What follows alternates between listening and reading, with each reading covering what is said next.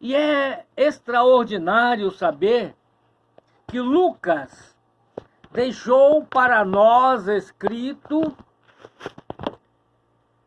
ocorrência acontecida dando pleno cumprimento no que Deus havia previsto lá no livro de Zacarias, no capítulo 9, no versículo 9.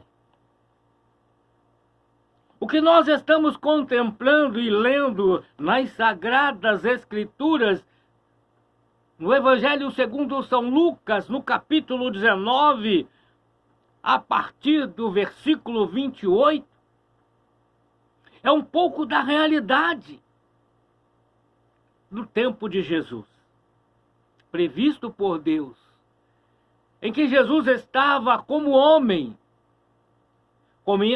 enviado por Deus para cumprir a promessa. E eu queria compartilhar com você um pouco da história, Da história do Evangelho, para que você hoje, irmãos, para que você hoje, meu amigo, para que você hoje, meu querido, possa ter na sua vida uma esperança no seu futuro, paz no seu coração, firmeza na sua fé, dizendo para você que tudo o que está acontecendo nos dias de hoje, para mim e para você, sempre é uma surpresa. Mas para Deus, não, irmãos. Assim como Jesus, nos seus dias, enviado, nascido como homem, e ele como homem, ele foi preciso cumprir as leis do homem. Todas as leis que estavam descritas para cumprir os judeus, Jesus Cristo, ele honrou as leis humanas, a lei dos homens, para que o homem pudesse viver uma vida melhor. Porque tudo que é organizado, irmão, produz um bem-estar, produz conforto, produz alegria e nos dá paz, tão necessária para que o homem viva bem. E esse texto, irmãos, que nós lemos, mostra os últimos dias de Jesus como homem, nascido de uma mulher, de uma maneira extraordinária, de uma maneira maravilhosa, porque o primeiro homem nasceu da vontade do homem, do relacionamento entre homem e mulher, que foi Adão e Eva, e gerou o primeiro homem, e a partir daí a humanidade teve a continuidade, que teve o início na criação da própria mão de Deus. Deus fez o homem com as suas próprias mãos. E Deus tem sempre um lugar melhor. E sempre oferece ao homem a oportunidade, porque Deus não fez o homem robô, deu a ele autonomia de escolher. E Jesus Cristo estava como homem aqui, a última semana de vida. O que Lucas registrou no capítulo 19, a entrada de Jesus como rei.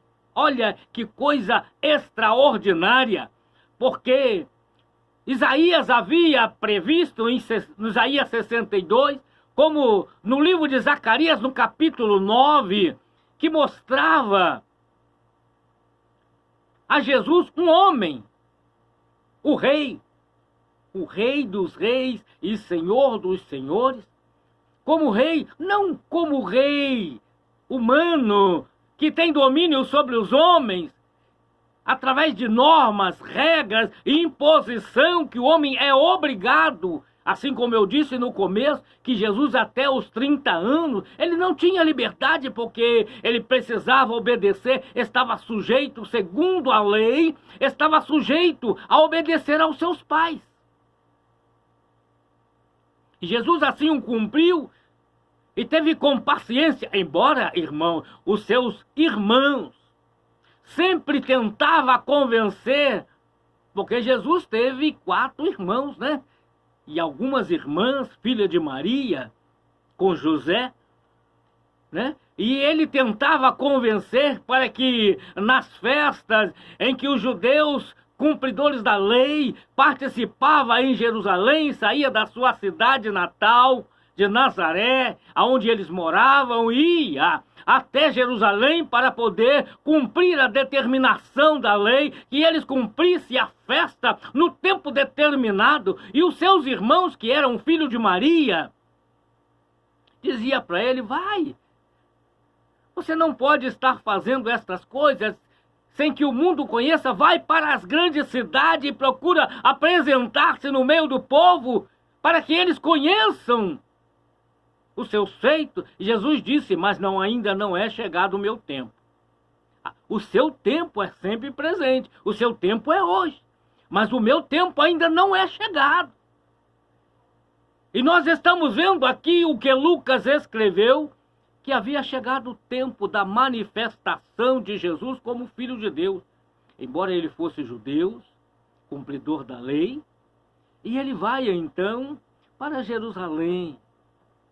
Havia chegado o tempo, um domingo, irmãos, que para nós, nos dias atuais, nos meios cristãos, se comemora o Domingo de Ramos, que traz à memória, a lembrança desse dia glorioso em que Jesus vai com uma multidão de discípulos.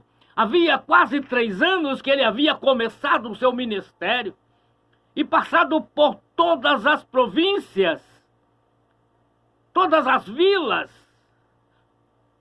tanto na Galileia quanto na Judeia, e havia já saído das regiões judaicas e havia seguido a outras cidades, onde ele havia operado muitos milagres, muitas maravilhas, e as pessoas, vendo os seus feitos, procurou seguir a andar com Jesus, andar atrás dele. Irmãos, nós vemos ali que ele já havia dado comprovação que ele não dependia de homem, não dependia de recurso humano, mas seria um rei através da fé, através da esperança da fé, através da confiança e da credibilidade da palavra, que é a palavra de Deus, em que ele trazia, através do Evangelho, boas novas de salvação, boas novas de libertação, boas novas de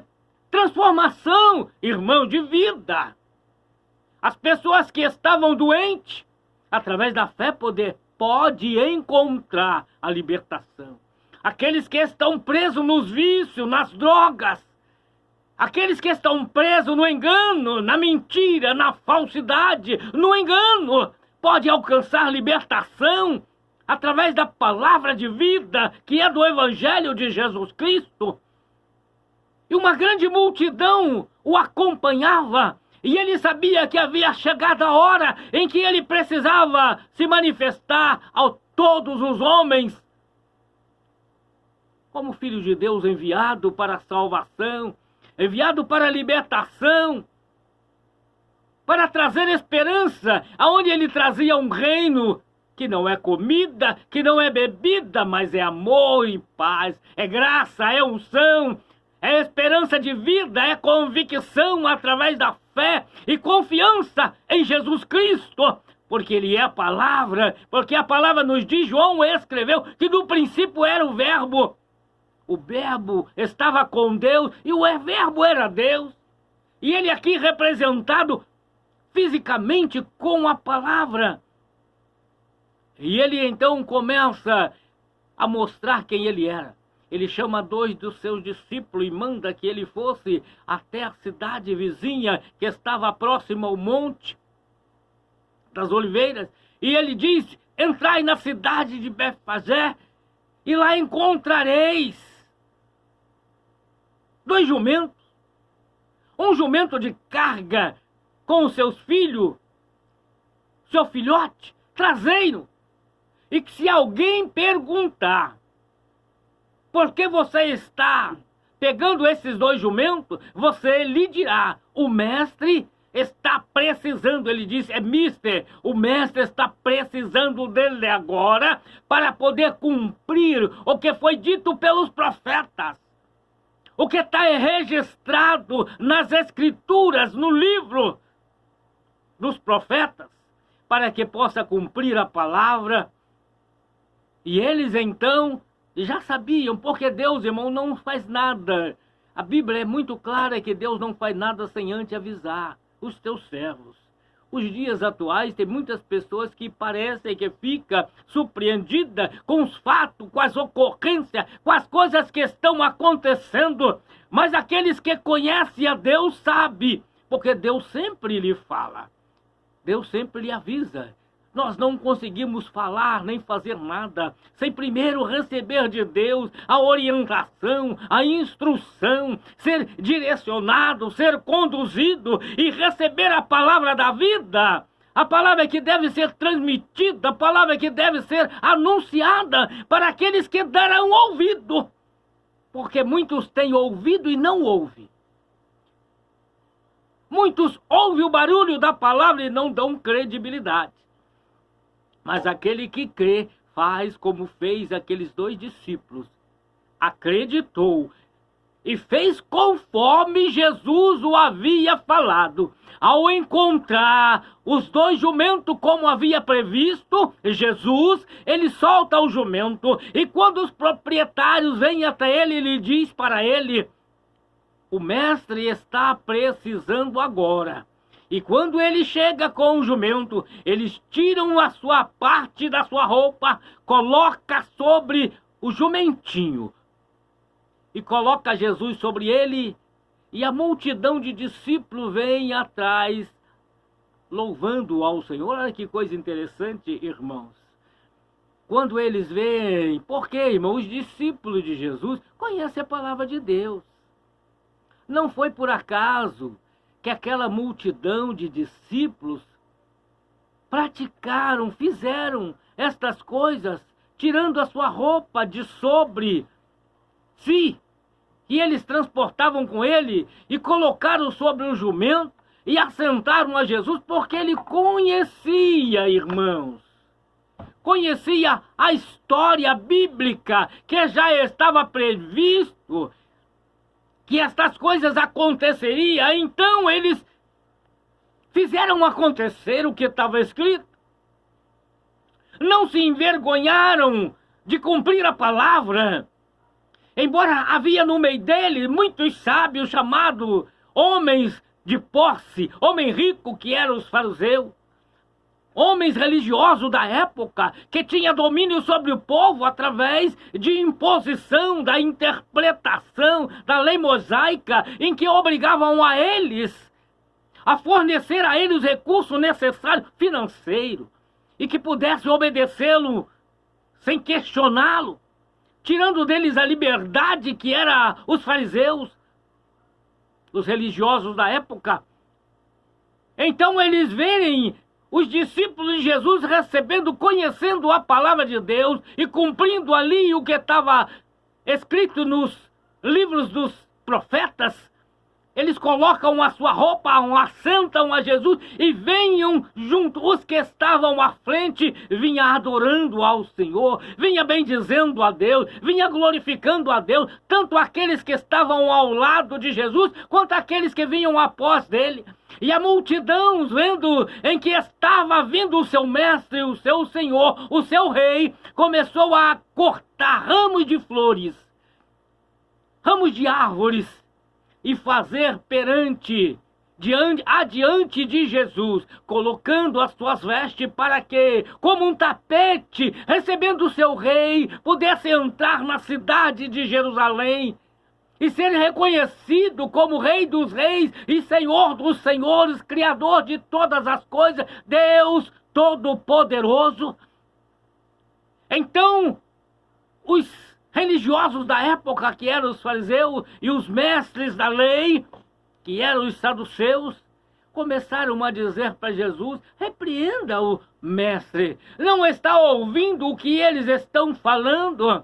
Repreenda, manda que eles se calem, porque eles vêm dizendo Hosana, ou glória, glória, glória ao Rei que vem em nome do Senhor, glória, louvores e honra ao Rei que vem em nome do Senhor.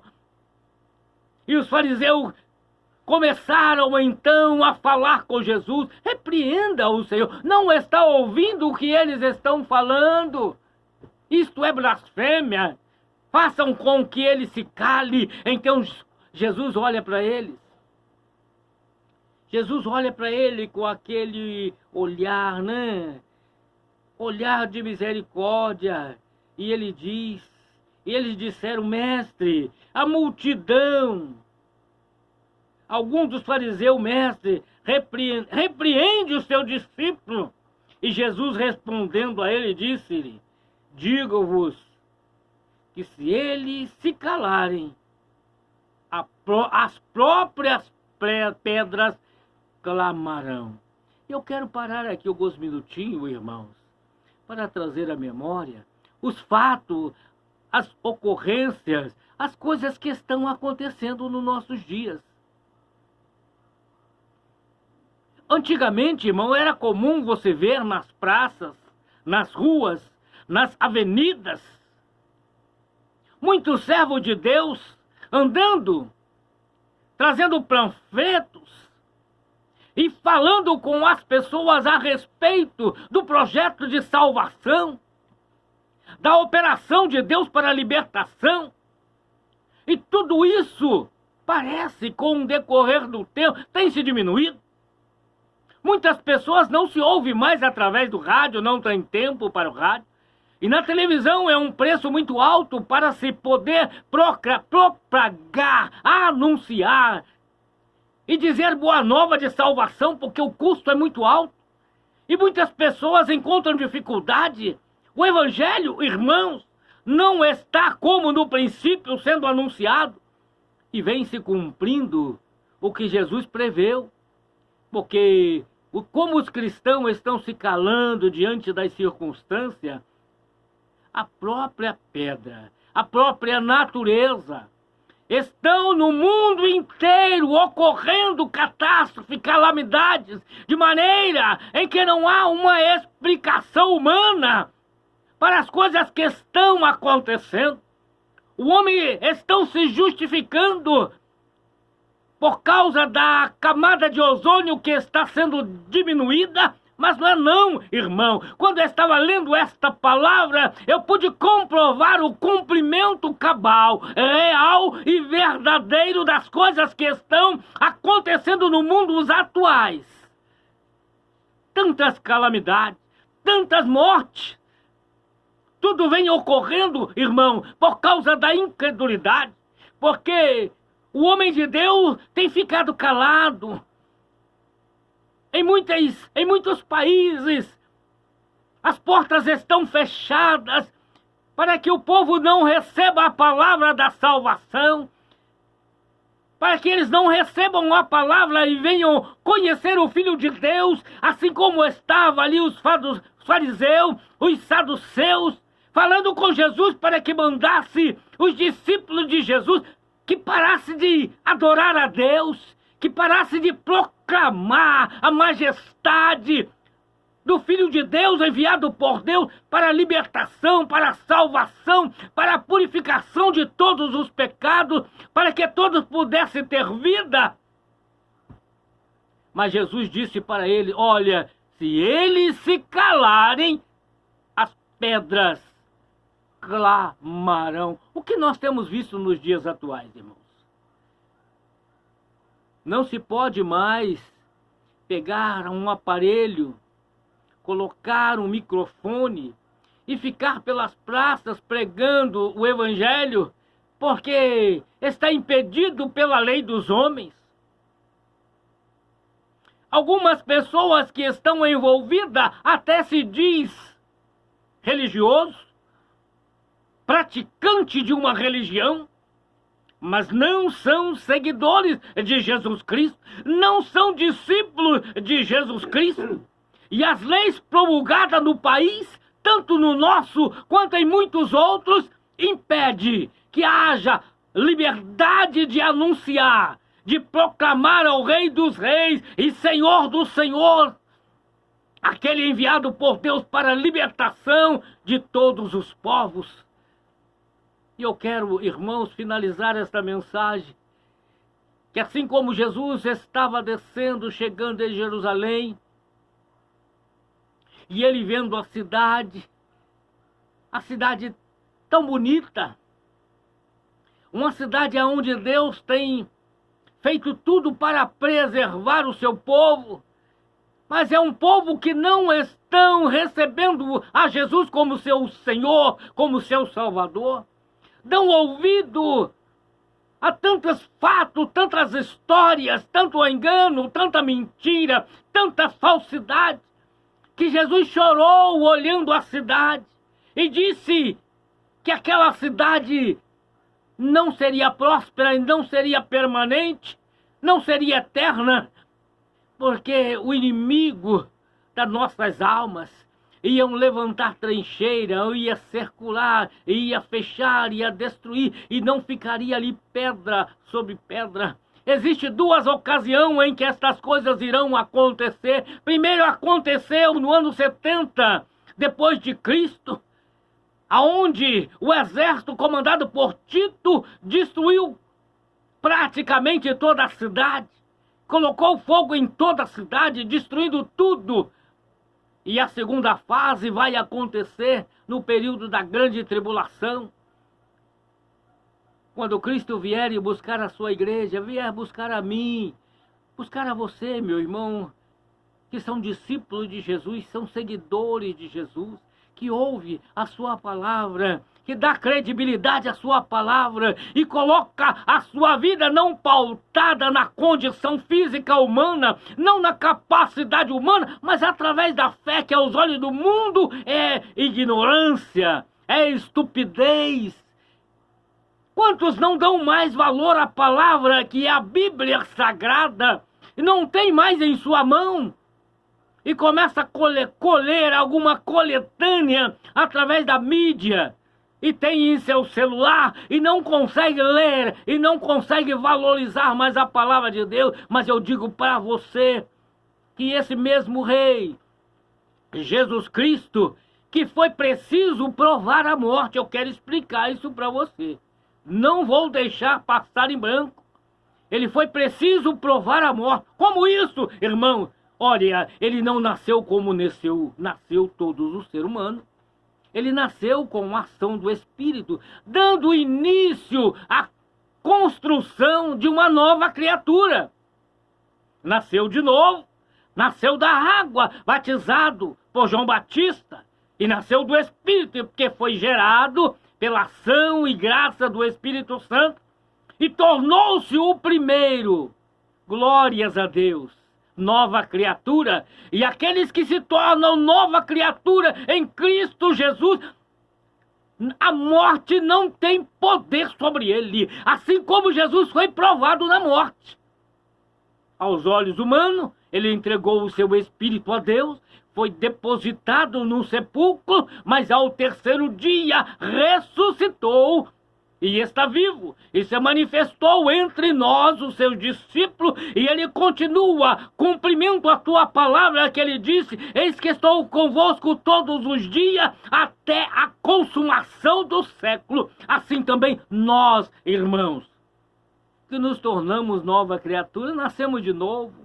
Assim como Jesus, nascemos do Espírito e nascemos da água através do batismo, e entramos para o reino de Deus, e a morte não tem poder sobre as nossas vidas, porque nós não morreremos, mas dormiremos no Senhor, aguardando a volta daquele que prometeu que virá até as nuvens com alarido, com trombeta de Deus, e aqueles que dormiram em Cristo ressuscitarão, receberão um corpo incorruptível e estaremos para sempre com o Senhor.